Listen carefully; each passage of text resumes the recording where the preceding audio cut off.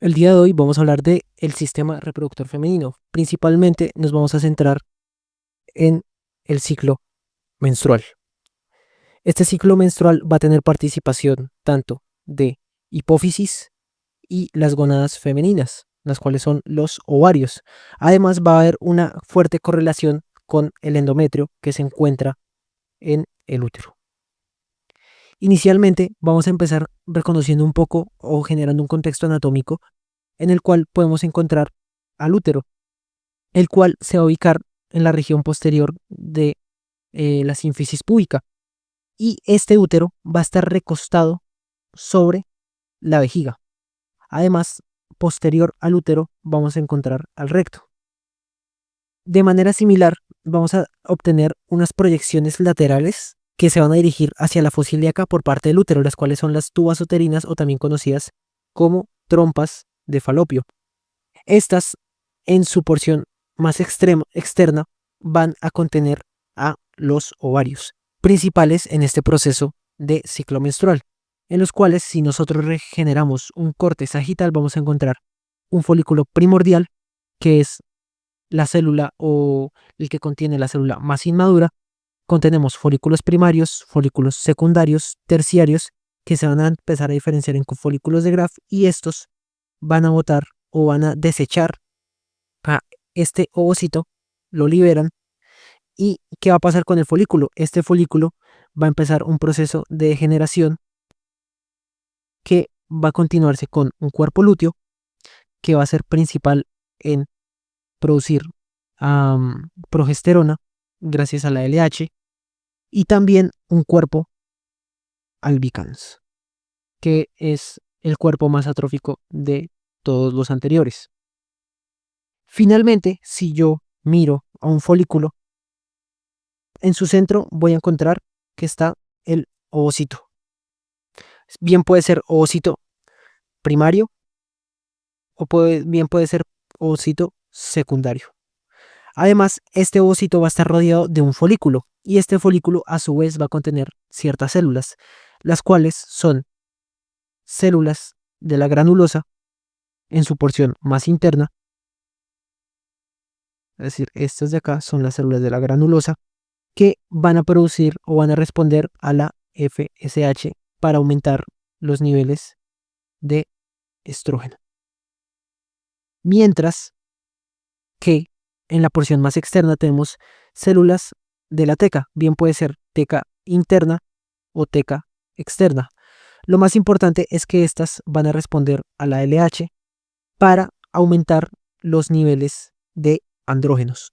Es decir, que estas células de la teca son similares o son análogas a las células de Leydig en el hombre.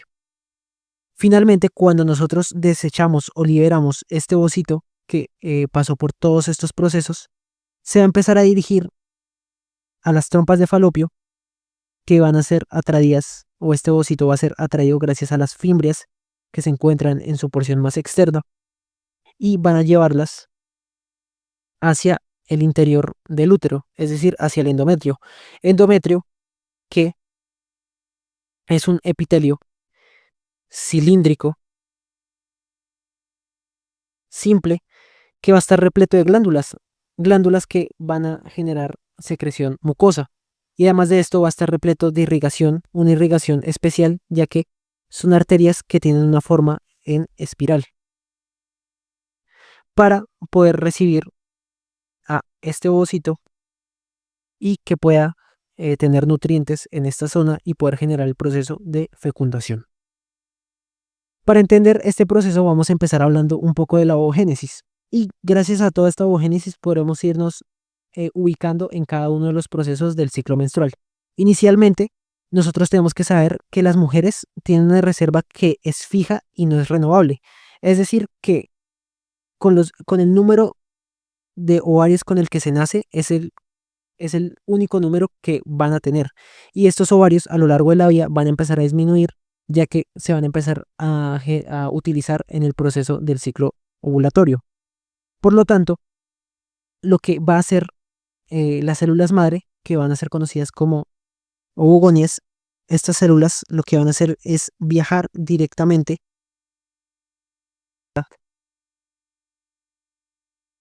gonadal. Y en esta cresta gonadal, estas ovogonias van a empezar a generar mitosis, una mitosis exagerada, para empezar a generar millones y millones de células que van a ser ovogonias. Entonces vamos a tener un montón de ovogonias. ¿Cuántas ovogonias? Entre 1 a 2 millones, según la fisiología de Guyton, e incluso otros autores hablan de 5 a 6 millones. Lo importante es que van a existir millones de ovogonias. Estas ovogonias van a estar en la vida fetal y lo que van a empezar a hacer es entrar en un proceso de meiosis 1 para diferenciar o pasar de ovogonias a ser ovocitos primarios. Estos ovocitos primarios no van a continuar este proceso de meiosis, es decir, no la van a finalizar, sino que se van a detener en una fase de la meiosis 1, exactamente en la profase 1 de la meiosis 1. ¿Y esto por qué? Porque necesita exactamente de estímulos hormonales que lo ayuden a continuar la meiosis, y eso no ocurre en las etapas tan tempranas del crecimiento femenino. Por lo tanto, vamos a tener una ovogonia acá que va a entrar en un proceso de meiosis. Cuando entra en meiosis va a pasar de ovogonia a llamarse ovocito primario. Y este ovocito primario está detenido en la profase 1. ¿Exactamente en qué fase de la profase 1? En el diploteno. ¿Qué está esperando? Está esperando a la pubertad. ¿Por qué a la pubertad? Porque en la pubertad van a aumentar los niveles de estradiol y este estradiol va a aumentar los niveles de LH. Cuando los niveles de LH aumentan, lo que va a ocurrir es que se le va a quitar este freno a la profase y la vamos a liberar para que continúe. Por lo tanto, de este ovocito primario que hizo meiosis 1, vamos a obtener dos células hijas que van a ser llamadas como ovocitos secundarios.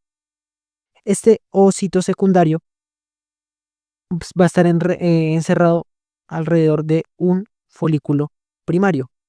¿Qué pasa con el otro ovocito secundario? Pues se va a degenerar y va a generar lo que se conoce como un cuerpo polar, es decir, un ovocito secundario que no se utiliza, se desecha, solo se utiliza uno de estos. Ahora, este ovocito secundario va a empezar a entrar en el proceso de meiosis 2, aquí en el interior, y se va a detener igualmente en un proceso de esta meiosis, es decir, no la va a completar. No la va a completar y se va a detener en la metafase 2. En esta metafase 2 va a estar a la espera de qué? Exactamente de que llegue o de que exista un espermatozoide. Un espermatozoide que se pueda unir a este ovocito y puedan generar la fecundación.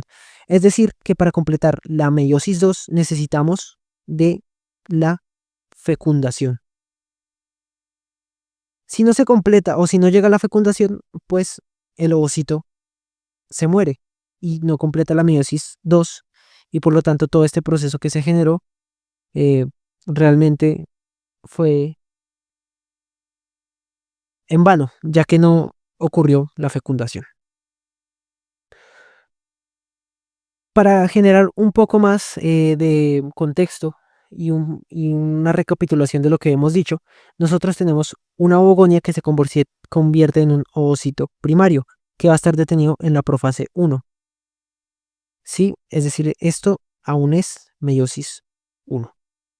Esta meiosis 1 va a esperar hasta la pubertad, en la cual los niveles de LH, FSH, estradiol, etcétera, van a aumentar.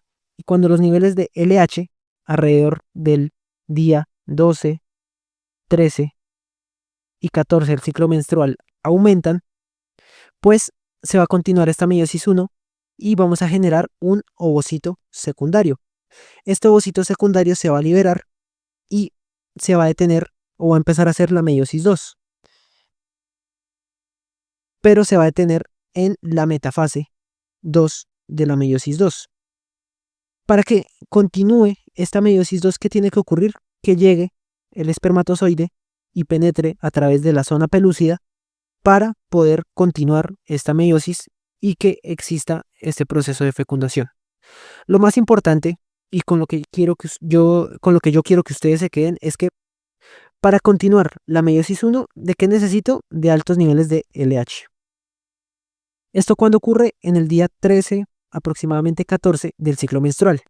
Ahora, para que haya fecundación, para que haya meiosis 2 o la continuación de la meiosis 2, necesitamos de la fecundación. ¿Y a quién necesitamos para la fecundación? Al espermatozoide. ¿Esto por qué se hace?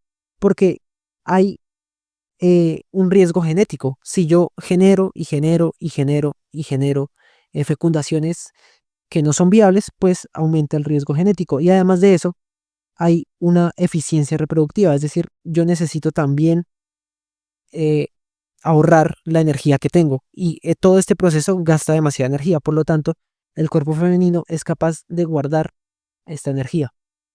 Continuando, ya vamos a empezar a hablar del ciclo menstrual. El ciclo menstrual, como vemos, va a tener dos partes esenciales. Una parte que es la fase folicular y otra fase que es la fase lútea.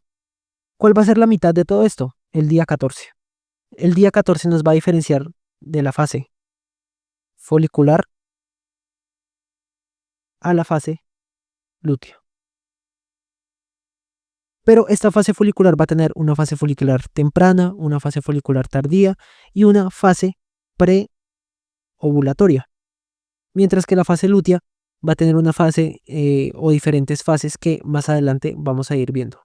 Pero iniciando vamos a empezar con la fase folicular temprana. En esta fase folicular temprana nosotros lo que vamos a obtener es pulsos de liberación de la hormona liberadora de gonadotropina. Esta hormona se va a unir a la adenohipófisis y en la adenohipófisis van a aumentar los niveles de FSH y también en menor medida, es muy importante, en menor medida, los niveles de LH. ¿Para qué? ¿Para qué necesito FSH y LH? Principalmente para reclutar folículos primarios. Es decir, yo tengo un folículo primordial que está rodeando al ovocito primario y lo que hago con la FSH es ayudar a que este folículo primordial, madure y se vuelva un folículo primario. Y este folículo primario en su interior va a contener, como habíamos hablado, células de la granulosa. Pero, ¿qué está pasando en el día 1 en el útero? En el día 1, lo que está ocurriendo es que se está destruyendo el epitelio porque antes no había llegado ninguna señalización hormonal o no ha llegado a la fecundación, por lo tanto empieza a dañarse este epitelio que creció y empieza a sangrar. Esto es lo que conocemos como la menstruación. Es decir, que cuando nosotros hablamos del inicio del ciclo menstrual, hablamos de el sangrado. Ahora muy bien, ¿por qué es importante todo este proceso de liberación de FSH y LH? Y es por una razón principal, y es que esta LH, como les comentaba, va a llegar a las células de la teca, y estas células de la teca lo que van a producir es andrógenos. Ahora, la FSH va a viajar a las células de la granulosa. Y estas células de la granulosa lo que van a producir es aromatasa. Entonces yo tengo una producción de células de la teca que son andrógenos y aromatasa. ¿Qué va a hacer la aromatasa producida por las células de la granulosa? Lo que va a hacer es agarrar estos andrógenos que producieron las células de la teca y convertirlos en 17 beta estradiol, también conocido como estrógeno. Aquí nuevamente vemos una ejemplificación de la teoría de las células. ¿Por qué? nosotros pensamos que solo con FSH ya generamos estrógenos y esto no es verdad porque las células de la granulosa no son capaces de generar estrógenos por sí solos. ¿Necesitan de quién? De los andrógenos. Entonces, ¿cómo genera esto? La LH llega a la célula de la teca y lo que va a hacer la LH es, o la célula de la teca es convertir colesterol en androstenediona, que es el mismo andrógeno. Este andrógeno va a viajar a la célula granulosa que gracias a la FSH produce aromatasa y esta aromatasa agarra esta androstenediona y la convierte en estradiol o también conocido como estrógenos. Y de esta manera vamos a tener este resumen de la fase folicular temprana, en la cual tenemos elevaciones de la FSH, una menor elevación de la LH.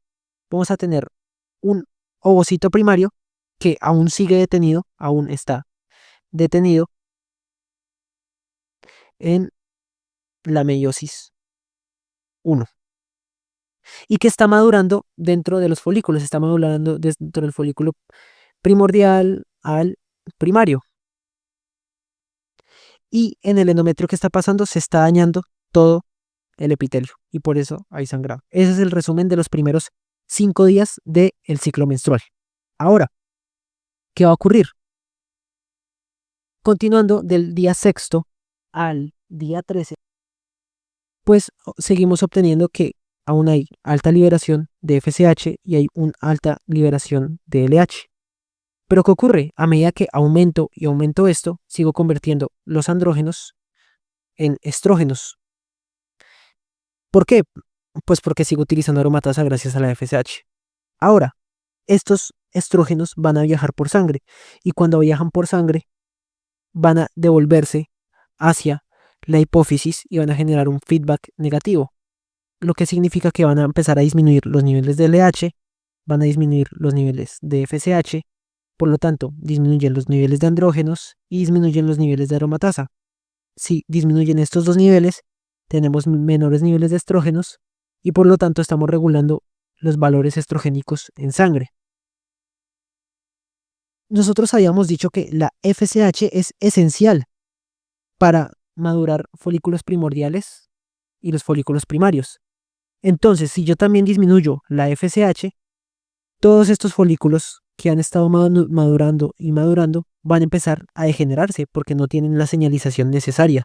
Entonces empiezan a generar un proceso de atresia o también conocido como atrofia, se atrofian.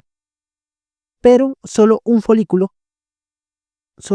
de estos va a ser el elegido, por decirlo así. Es lo que va a hacer ante tan pocos niveles de FSH y de LH, es decir, yo lo que voy a hacer es volverme más inteligente, no me va a morir y voy a empezar a sacar más receptores. Entonces empiezo a sacar más receptores, porque a pesar de que hay poca FSH, voy a captarla toda yo. Entonces se vuelve como un folículo individualista. Y lo que ocurre es que esta FSH se empieza a unir acá, se empieza a unir acá, se empieza a unir acá y empieza a producir aromatasa. La LH también actúa y se producen andrógenos, aromatasa. Esto genera estrógenos y esta producción sostenida de estrógenos o mejor dicho, de estradiol, contrariamente en esta época, en este momento del día 10 al 14, va a generar un feedback positivo, contrario a lo que hayamos visto en los primeros días. Esto va a generar un feedback positivo. ¿Y este feedback positivo qué va a hacer? Pues va a generar mayores niveles de FSH que se van a empezar a unir aún más a este folículo elegido y claramente se van a elevar demasiado los niveles de LH. Y de esto ya vamos a hablar más adelante, que es muy importante, del pico de LH que va a ocurrir aproximadamente en los días 12 y 13, es decir, 1 a 2 días antes de la ovulación. Pero a la par, ¿qué está pasando en el endometrio? Porque yo estoy produciendo mucho estrógeno en gran cantidad. ¿Qué está pasando en el endometrio? Pues el endometrio en esta fase, lo que va a ocurrir es que va a empezar a proliferar. ¿Por qué? El estrógeno tiene una capacidad de llegar a este endometrio y generar crecimiento o mitosis de las células cilíndricas y de las glándulas. Entonces este epitelio empieza a crecer y empieza un proceso de angiogénesis, es decir, esto se empieza a vascularizar. Empiezan a crecer estas arterias espirales de las cuales les hablaba, junto con la capa epitelial del endometrio, porque si crece el endometrio también voy a necesitar nutrientes, y esos nutrientes, ¿quién los carga? Pues los vasos sanguíneos. Por otro lado, vamos a obtener también el moco cervical. Es muy importante esto, ya que los niveles altos de estradiol, o mejor dicho, de estrógenos, van a ir a la producción de este moco y lo van a hacer un moco fluido, filamentoso y elástico. ¿Por qué? Yo no necesito que sea espeso, porque en este momento van a empezar a llegar los espermatozoides. Y yo quiero que estos espermatozoides estén en un ambiente en el cual ellos puedan fluir. Y por eso necesito un moco líquido que los deje pasar y entrar. Si fuera un moco espeso, ellos se quedarían ahí y no podrían pasar. Finalmente aquí tenemos un resumen en el cual vemos nuevamente el epitelio, el cual crece y crecen sus arterias en espiral junto con el epitelio cilíndrico, las glándulas y el moco. Ahora vamos a pasar a algo muy importante que corresponde al pico ovulatorio, que es la elevación exagerada de LH. Habíamos hablado de que en todo este proceso teníamos un folículo primordial que pasaba a ser un folículo primario en el cual estaba el ovocito primario. Entonces, en el día 12 al 13, que habíamos dicho que solo uno de estos, uno se iban a volver atrésicos, ¿verdad? Iban a morir, pero otro iba a sobrevivir. Entonces, se va a aumentar los niveles de LH por la retroalimentación positiva que veíamos en esta zona de acá. Si aumentan los niveles de LH, habíamos dicho que se continuaba la meiosis 1. Y es decir, que nosotros pasamos de un ovocito primario a un ovocito secundario. Y de esta manera ya tenemos el ovocito secundario que va a empezar a proliferar junto con el folículo. Y vamos a llegar hasta este folículo de Graf, que va a tener principalmente diferentes zonas, como lo puede ser sobre todo el antro, que el antro básicamente es que gracias a los niveles de FSH en los primeros 14 días va a empezar a meter líquido ácido hialurónico en esta zona de los folículos y sigue aumentando y se empieza a acumular todo este líquido en el centro. Y a medida que sigue aumentando y aumentando más, pues todo el líquido se esparce y se reúne en la mitad del líquido, todo el ácido hialurónico acá. Y esto básicamente es el antro que conocemos acá. Ahora, además de este antro, vamos a proteger a este ovocito que ya es secundario, gracias a que aumentaron los niveles de LH, o sea, más o menos estamos en el día 12 a 13, y va a formar algo que se le conoce como la corona radiada, que es una protección que se genera en esta zona. Y además, a nivel membranoso, vamos a generar acá una membrana que es conocida como la zona pelúcida. Y de esta manera tenemos estos días que es el pico de LH. Ese pico de LH, como les comentaba, lo que va a permitir es pasar de un ovocito primario a un ovocito secundario. Y pues de esta manera también generar el cuerpo polar, porque recordábamos que un ovocito primario saca dos ovocitos secundarios, uno que sirve y otro que no sirve. Y aquí vemos cómo ocurre este pico de LH entre el día 12, 13 y 14. Ahora, ¿qué va a hacer la LH a nivel de este folículo de Graf? Algo muy importante es que va primero a debilitar la pared folicular. ¿Por qué? Porque vamos a, sobre todo, aumentar la presión intrafolicular. ¿Cómo? Lo que hace la LH es aumentar los niveles de progesterona y esta progesterona aumenta la irrigación que llega a esta zona. Entonces empezamos a llenar esta zona de más líquido, es decir, tenía ácido hialurónico, ahora lo va a empezar a llenar de sangre. Y la sangre que trae consigo nutrientes, pero también trae proteínas. Y entre esto vamos a tener proteínas que son proteolíticas, es decir, que van a empezar a destruir la corona radiada. Empiezan a destruir la corona radiada. Y esto lo que genera finalmente es que esto de a pocos, esta corona radiada y el ovocito se vayan desprendiendo de a pocos. Se vayan desprendiendo de a pocos y la LH también llega al músculo liso de esta zona y empieza a contraerlo. Empieza a contraer de esta manera para que de alguna manera se espiche cada vez más este ovocito y salga de una manera mecánica. Y en ese orden de ideas tenemos el pico de LH y por eso es tan importante porque nos va a ayudar a, primero, a pasar de un ovocito primario a uno secundario y segundo, ayudar a que esto que está acá, este ovocito, se desprenda y genere lo que conocemos como ovulación. Entonces vamos a pasar a hablar de la ovulación.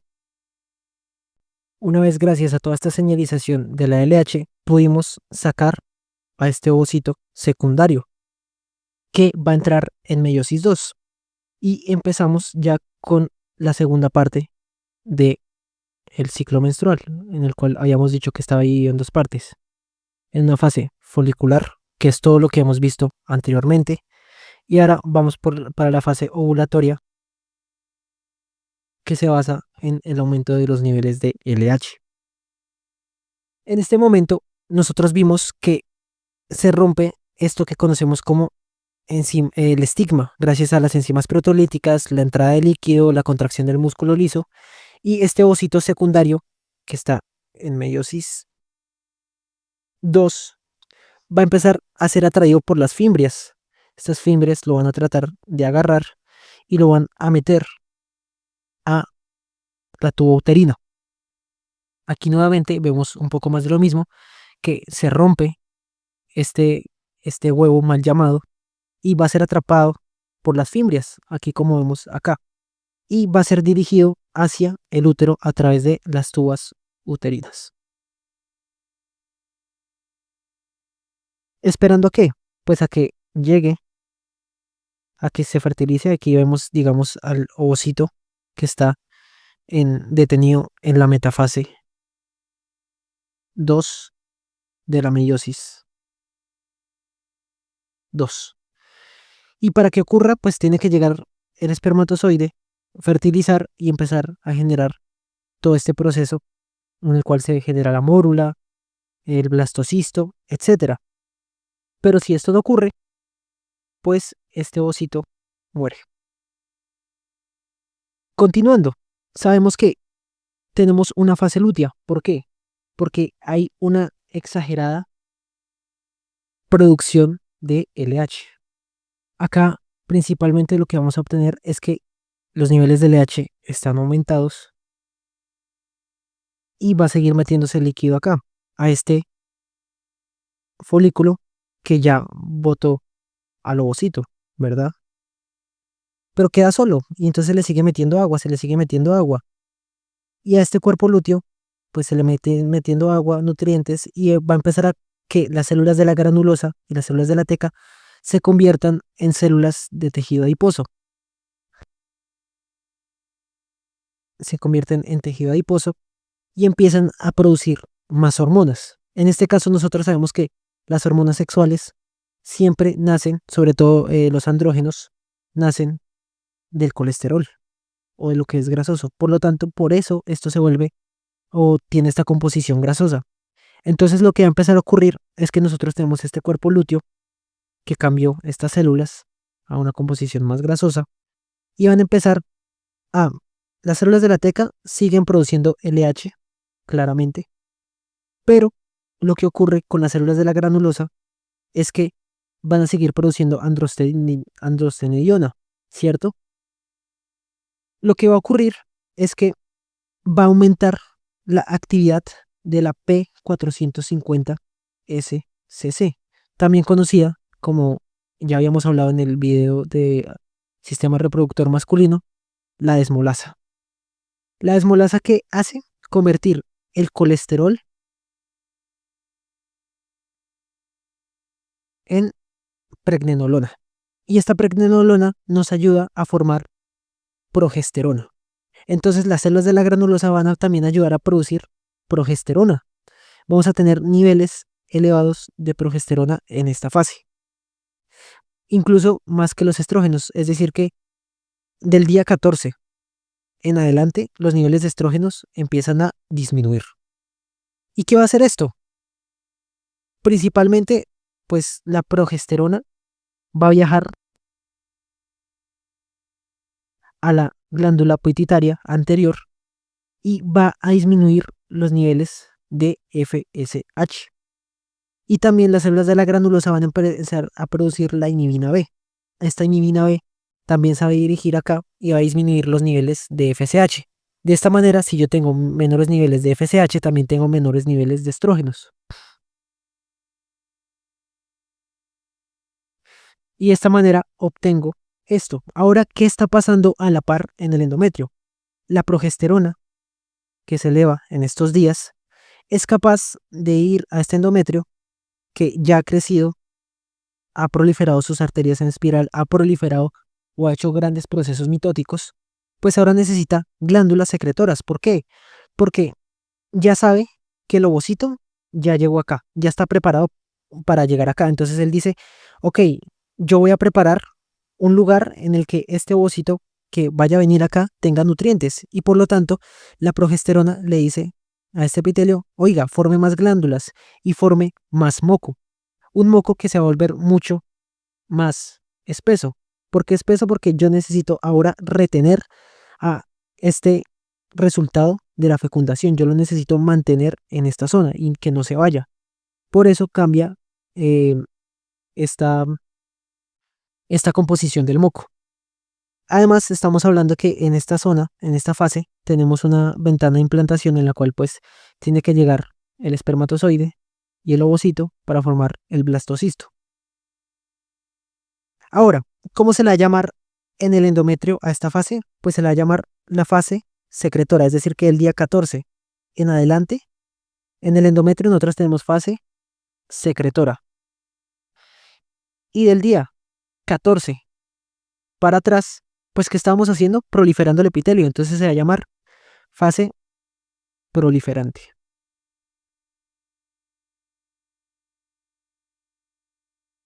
Y de esta manera obtenemos esta fase lútea del día 15 al 25. Finalmente, nosotros ya tenemos que acabar con la fecundación, tenemos que acabar también con el proceso o el ciclo ovulatorio. Entonces, nosotros tenemos que dañar a este cuerpo lúteo. Entonces, ¿qué va a pasar acá? Nosotros sabemos que este cuerpo lúteo tiene una capacidad de secreción increíble y va a aumentar los niveles, como habíamos hablado anteriormente, de progesterona. También puede aumentar los niveles de estrógenos en gran medida y también de la inhibina. Si yo aumento estos niveles en gran manera en sangre, pues lo que va a generar es una retroalimentación negativa y le va a decir al hipotálamo y a la glándula pituitaria, primero que libere menos GnRH y si libera menos GnRH, libera menos LH y menos FSH. Entonces, ¿qué va a pasar? Estas hormonas son necesarias para mantener este cuerpo lúteo. Si yo no las genero, este cuerpo lúteo se empieza a degenerar, se empieza a volver atrófico. ¿Por qué? Porque va a haber una degeneración y una apoptosis de las células.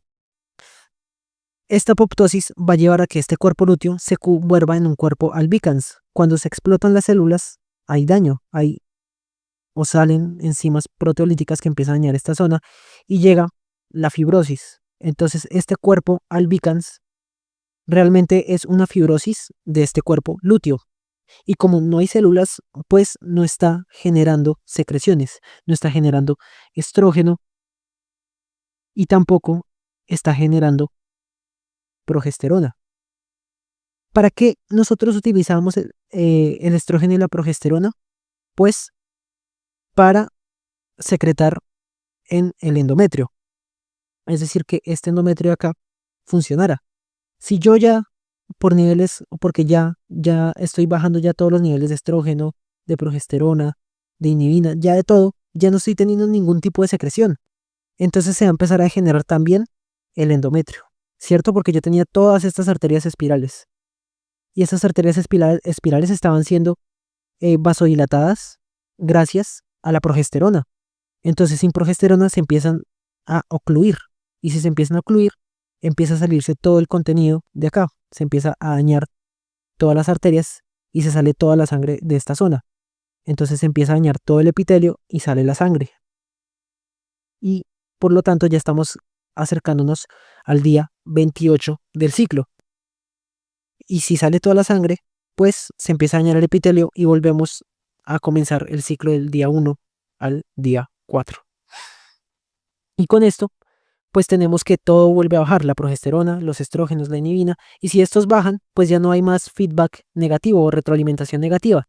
Entonces, ¿qué va a pasar? Pues dice, ok, ya no hay nada de progesterona, ya no hay nada de estrógenos, entonces, ¿qué tengo que hacer? Aumentar los niveles de FSH, aumentar los niveles de LH y volver a retomar el ciclo desde el día 1 al día 4 y pasar por todas las fases de las que hablamos hasta ahora. Y con eso finalizamos todo lo que corresponde al ciclo femenino o el ciclo menstrual. Pero ¿qué pasa en tal caso de que sí exista fecundación? Lo que ocurre es que cuando llega aquí el espermatozoide y se une al ovocito, formamos al blastocisto y a los trofoblastos.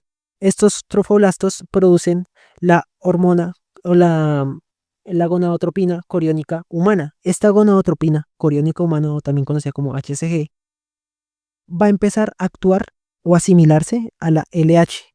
¿Y para qué necesitamos la LH? Para mantener al cuerpo lúteo. Entonces esta LH va a mantener al cuerpo lúteo y este cuerpo lúteo va a poder seguir produciendo progesterona para mantener el embarazo. Y esto es en el caso de que sí haya fecundación. Si no hay fecundación, pues ocurre lo que vimos acá. El ovocito se queda a la espera y se muere. Y con eso tenemos este resumen. Iniciamos el día 1 del ciclo o en la pubertad. Aquí tenemos a nuestra ovogonia que se empieza a dividir. Tenemos un ovocito primario. Este ovocito primario hace meiosis 1 y espera hasta la pubertad hasta que aumenten los niveles de FSH y LH, ¿cierto? Los niveles de FSH lo que van a hacer es empezar a aumentar los niveles de estrógenos. Los estrógenos, el endometrio, van a aumentar su proliferación, su mitosis y el crecimiento del mismo. Además, a la par hay un pico de LH. Este pico de LH permite que esta meiosis 1 continúe y tengamos el ovocito secundario. Además, esta LH va a permitir también que salga este ovocito secundario y se dirija a la tuba uterina. Esta LH permite que entre mucha sangre a este folículo y se convierta en un cuerpo lúteo, y este cuerpo lúteo lo que va a empezar a producir es muchos estrógenos y mucha progesterona, pero sobre todo progesterona. Esta progesterona va a actuar en este endometrio y lo va a empezar a generar o va a empezar a proliferar sus glándulas o lo va a hacer más secretor. Entonces estamos en la fase secretora endometrial. Y finalmente, esta secreción exagerada de estrógenos y progesterona va a retroalimentar negativamente a la glándula y entonces van a disminuir todos los niveles de FSH, LH y con estos disminuye los niveles de estrógenos y progesterona y entonces empieza a dañar tanto el cuerpo lúteo como el epitelio endometrial. Y con esto tenemos nuevamente el sangrado y volvemos a comenzar nuestro ciclo.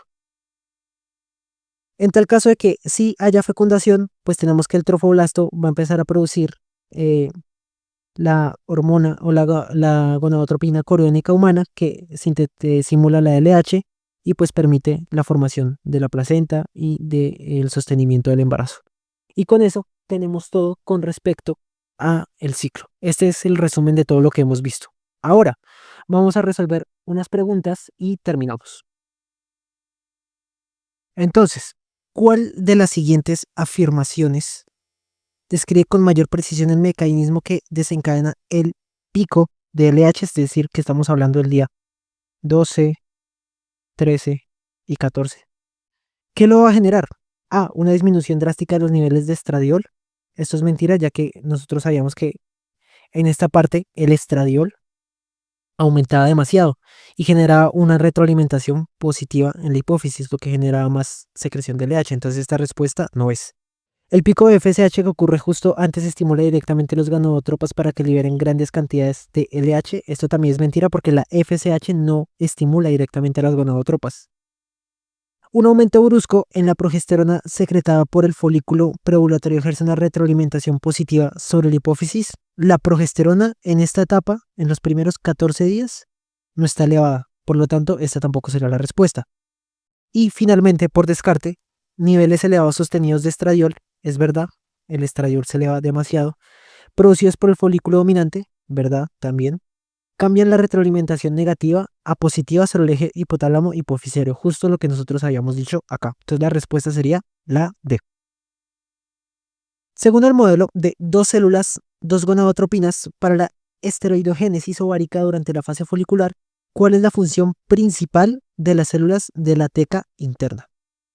Convertir andrógenos en estradiol bajo la estimulación de la FSH. Sabemos que la teca interna no responde a la FSH. B. Sintetizar andrógenos como la androstenediona a partir del colesterol en respuesta a la LH. Básicamente esta respuesta sabemos que sí o sí LH se relaciona con las células de la teca y gracias a la esmolasa obtenemos colesterol a androstenediona. ¿En qué momento del desarrollo de una célula germinal femenina completa la meiosis 1 y se convierte en un ovocito secundario? Al inicio de la pubertad, cuando se reanuda la foliculogénesis cíclica.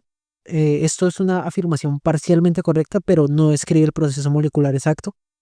Poco antes de la ovulación, en respuesta directa al pico de LH. Esta podría ser porque nos está hablando de que la LH permite que se detenga se continúe la meiosis 1, entonces esta podría ser. En el momento de la fecundación, justo después de la penetración del espermatozoide. Esto es mentira porque esto corresponde a la continuación de la meiosis 2, entonces esta se descarta. Y durante la vida fetal antes del ovocito, esto también es una mentira. El único que nos queda es la B, porque el pico de LH es el que ayuda a continuar la meiosis 1. ¿Cuál de las siguientes afirmaciones sobre los cambios endometriales es falsa? La progesterona inhibe la proliferación inducida por estrógenos en el endometrio al disminuir la expresión de receptores de estrógeno.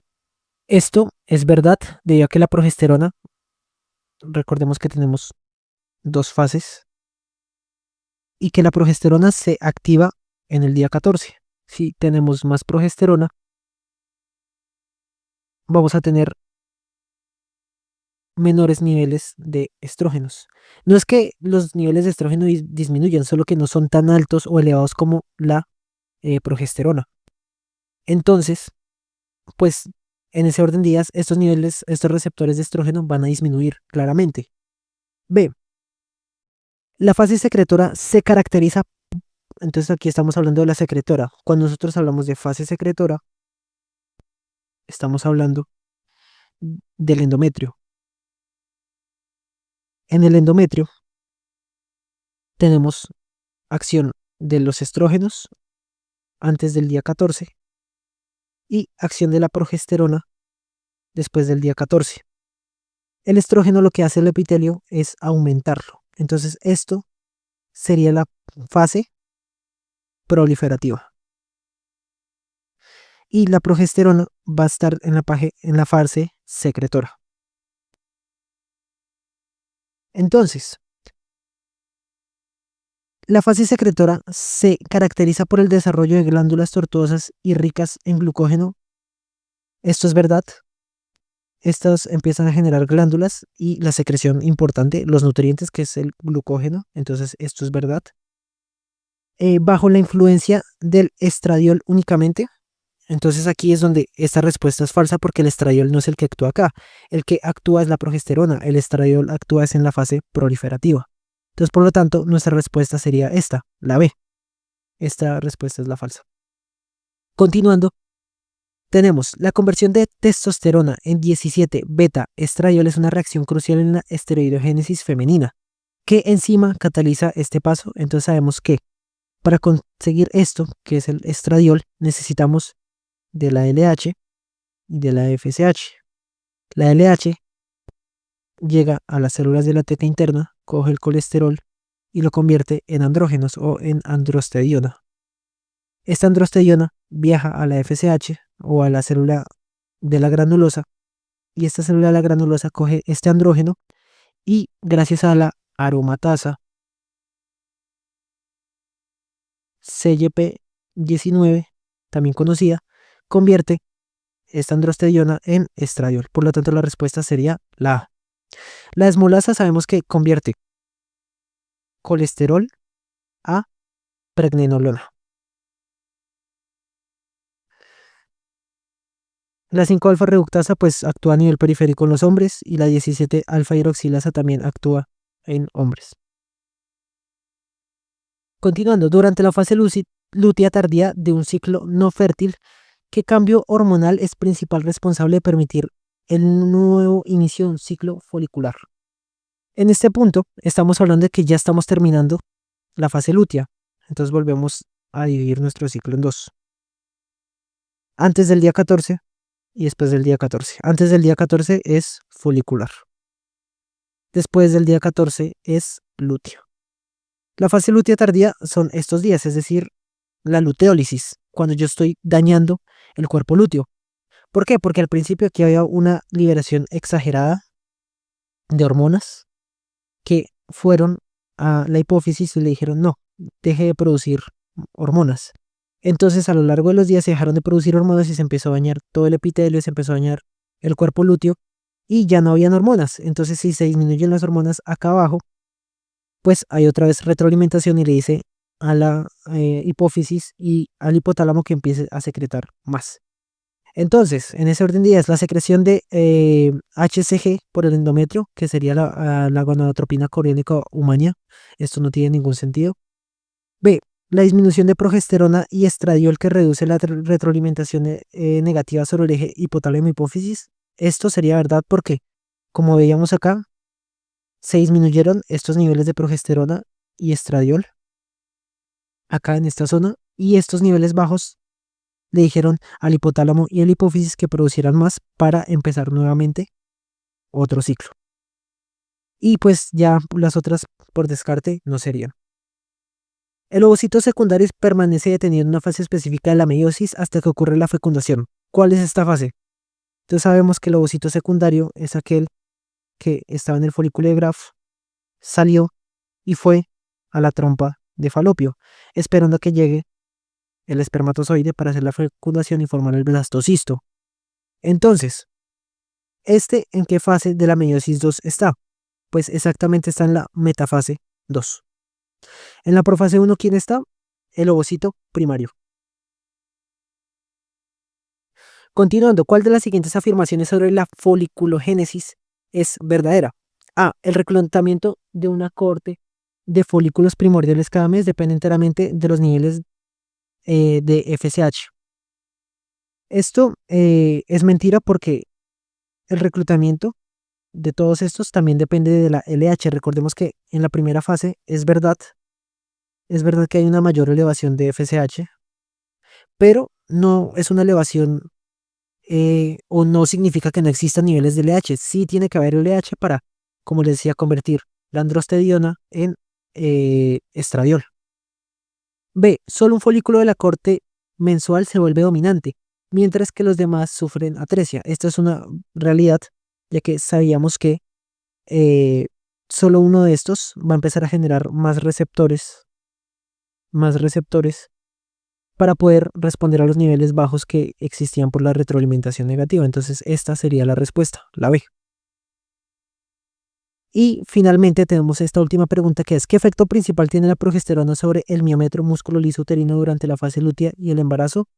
Bueno, básicamente esto no lo expliqué, pero podemos sacarlo por lógica, ya que nosotros tenemos progesterona, entonces progesterona es igual a nutrientes. ¿Nutrientes para qué? Porque el endometrio es como una mamá que está esperando a que llegue el hijo a comer, ¿cierto? Lo quiere tener bien, lo quiere tener cómodo. Entonces, ¿qué debe pasar con el miometrio? Debe incomodar al niño o debe mantenerlo más cómodo. Si tratara de incomodarlo, se empezaría a contraer, pero como ella quiere mantenerlo cómodo, pues va a disminuir sus contracciones. Por lo tanto, la respuesta sería la A. Disminuye la excitabilidad y relaja el músculo creando un ambiente de quiescencia uterina. ¿Para qué? Para mantener a este blastocisto cómodo en esta zona. Y con eso terminamos todo lo que corresponde a la fisiología o al ciclo menstrual y ciclo ovulatorio. Muchas gracias.